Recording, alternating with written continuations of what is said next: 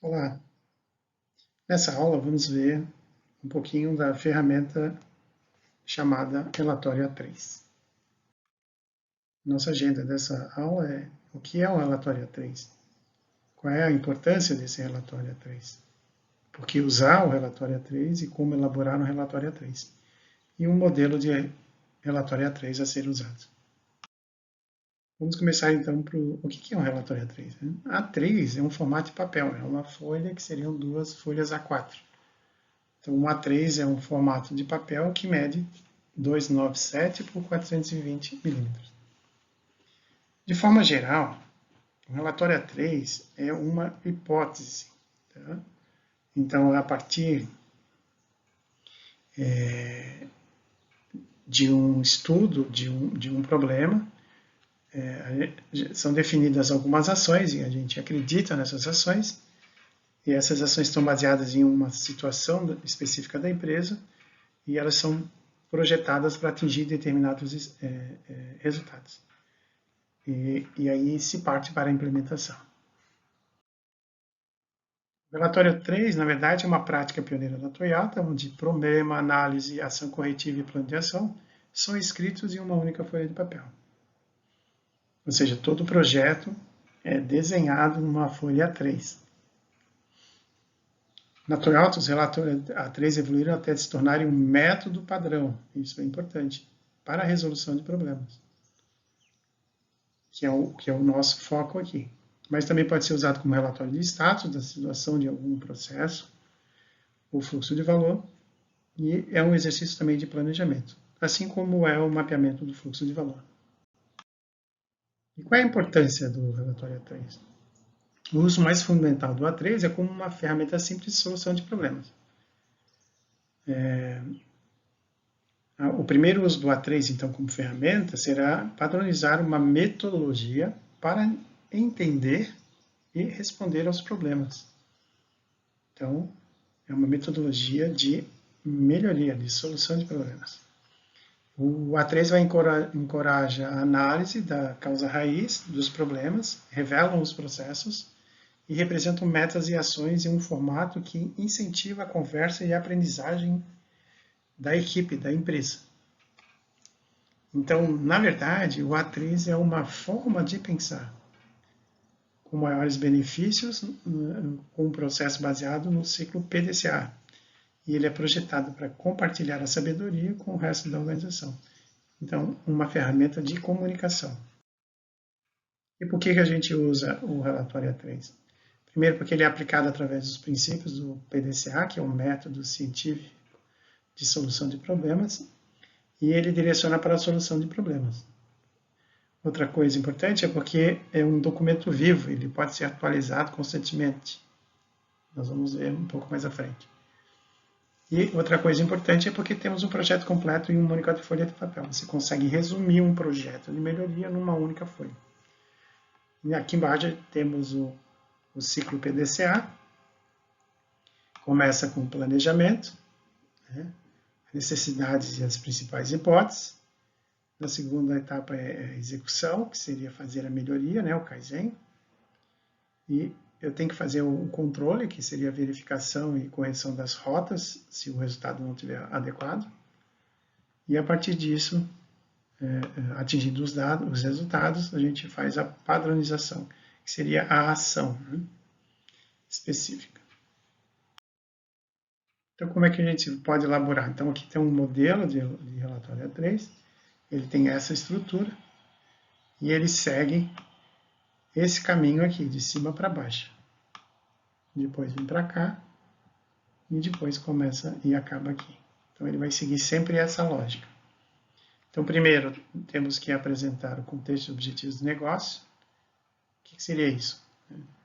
Sobre o que você está falando? Qual é o problema? Né? Por que isso está atrapalhando a empresa? Quais são as necessidades da empresa? Reduzir custo? Entrega mais rápida? Maior qualidade? Depois que eu entendi qual é o problema, eu vou levantar dados sobre ele. Então, eu tenho que ir onde ocorre a agregação de valor, no Gemba, né? Ou seja, no local onde acontece a realidade. Se for numa fábrica, no chão de fábrica. E aí a pergunta aqui no estado atual é como é que estamos agora? Né? Qual é o desempenho atual? Então, sempre usando muitos gráficos, comparativos, né, para verificar. Tem que ser bem visual. Qual é o desvio entre o padrão e a situação atual? Então tem que ficar claro esse desvio, né, porque esse desvio é o meu problema. Né? Na terceira etapa, eu vou elencar quais são os problemas, quais são os principais problemas, né, que eu preciso resolver. Depois, objetivos, qual é o resultado específico solicitado, os resultados. Então tem que ser específico. Na sequência, eu vou fazer a análise das causas desses problemas, por que é o problema, ou a necessidade, o que está causando isso. Problema, na verdade, eu posso ter vários problemas, e existe uma necessidade específica. Aí, a partir disso, eu vou definir uma contramedida, as recomendações e melhorias, e qual é a proposta, né? Por quê? Né? O que eu quero com isso? Também com gráficos, com mapa de fluxo de valor.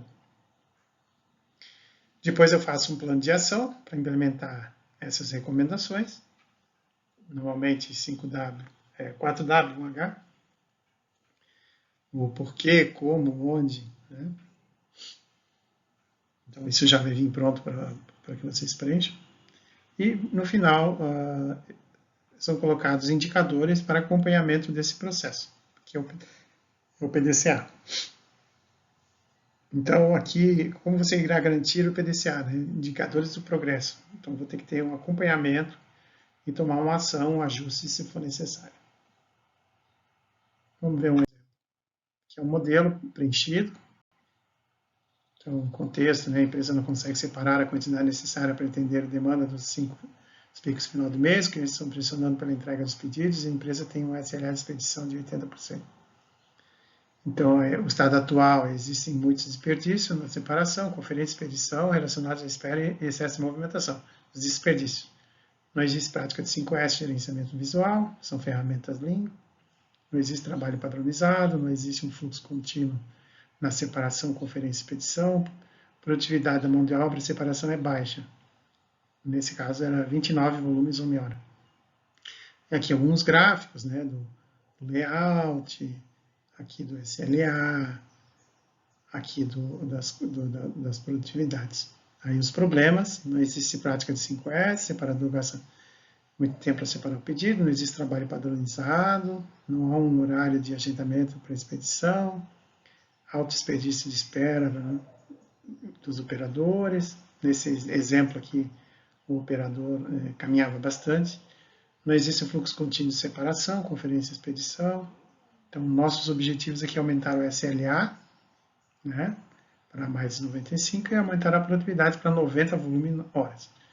Ou seja, eu vou dobrar a produtividade, com os mesmos recursos.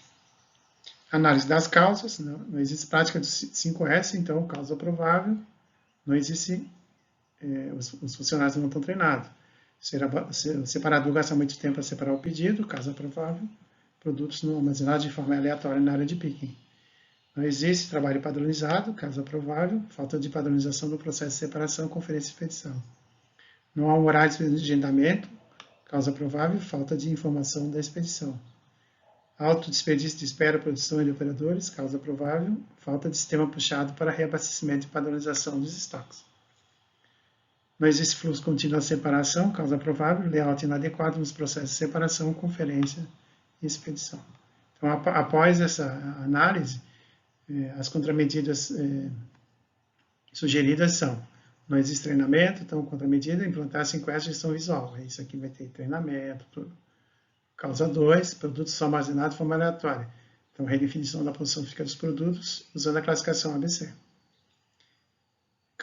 Falta de treinamento de importância e padronização dos processos, então fazer um Kaizen 3, realizar treinamento de Kaizen e análise e solução de problemas. Causa falta de informação de expedição, que é a quadra de agendamento horário de expedição.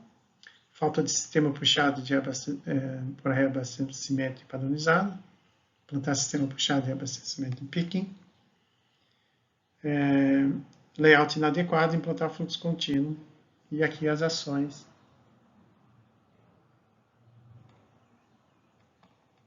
As ações definidas, né, com responsabilidades e com as datas metas aqui que devem ser monitoradas para a implementação. E o último é acompanhamento dos indicadores desse projeto, que seriam reuniões semanais sobre o andamento do projeto com a presença de toda a equipe, reuniões semanais de cada responsável com os gestores dos processos, os principais indicadores, né, atual e meta, produtividade, de 29 para 90, SLA de menos de 80 para mais de 95, on time in full menos de 80 para igual a 100%, erro de separação, aqui não tinha dados, né? Aqui a gente quer menos de 2%, aqui não tinha retrabalho, também não tinha dados. Então esse é um exemplo de um caso feito num armazém. Então seria isso. Um abraço.